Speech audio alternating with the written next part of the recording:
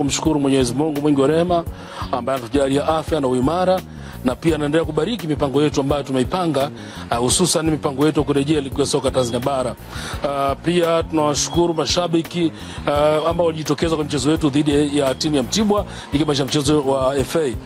Kikubwa tunasema tu kwamba hatuna cha kuwalipa zaidi ya kuhakikisha kwamba tunafanya kile ambacho wao wanakihitaji, kile ambacho tunakihitaji ambacho ni kuirudisha timu yao kunako ligi ya soka Tanzania bara.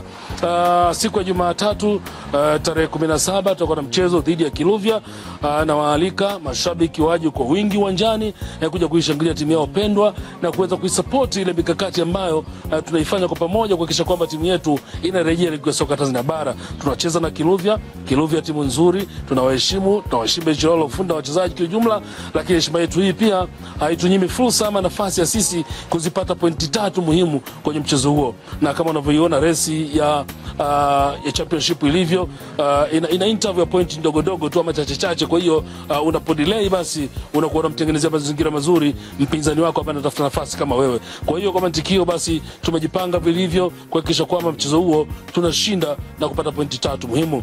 Kikubwa tu kwamba kwa mujibu wa taarifa daktari wa timu na chief coach Salum Mayanga, hatuna majeruhi yoyote kwenye kikosi chetu. Kwa hiyo benchi hilo la ufundi litakuwa na uwanda mpana wa kuamua nani aanze na nani amalize kwenye mchezo huo, na waanikiza tu mashabiki tuje kwa wingi kwenye mchezo huo kushuhudia timu yetu pendwa, timu ya Mbeya City ikishuka dimbani. Na kukumbusha kwamba tayari spika wa bunge la Jamhuri ya Muungano wa Tanzania na mbunge wa jimbo la Mbeya mjini ambaye pia ni rais wa mabunge duniani Daktari Tulia Ackson tayari amenunua tiketi. Kwa hiyo ni wewe tu kuja kushuhudia mpambano huo katika siku hiyo ya tarehe 17. Nikwambie tu wewe msitue na mwingine, msitue na mwenzake, ili tuende sawa kushangilia timu yetu ya Mbeya City na tuweze kupata ushindi wa muhimu kabisa kwa mchezo huo dhidi ya Kiluvya.